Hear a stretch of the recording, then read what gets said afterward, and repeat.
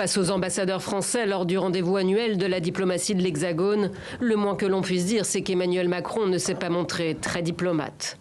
Je crois qu'on a oublié de nous dire merci. C'est pas grave, ça viendra avec le temps. L'ingratitude, je suis bien placé pour le savoir, c'est une maladie non transmissible à l'homme.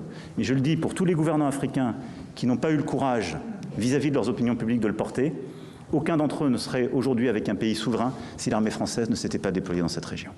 À ceux qui ne veulent plus de troupes françaises sur leur territoire, Paris défend son bilan en matière de lutte contre le terrorisme au Sahel, provoquant l'ire de Dakar et de N'Djamena.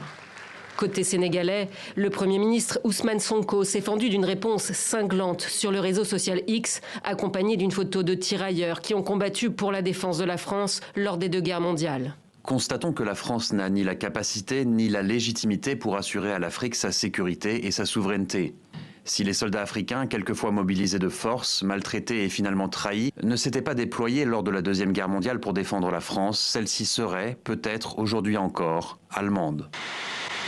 Le président Bassirou Diomaye Faye avait annoncé dans son discours du Nouvel An la fin de toute présence militaire française et étrangère sur le territoire national en 2025. Un retrait qui aurait donné lieu à des négociations selon Emmanuel Macron, une affirmation qualifiée de totalement erronée par Dakar.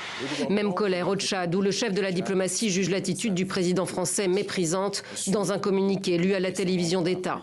Le peuple tchadien aspire à une souveraineté pleine et entière, à une véritable indépendance et à la construction d'un État fort et autonome, acquis au prix des sacrifices inestimables.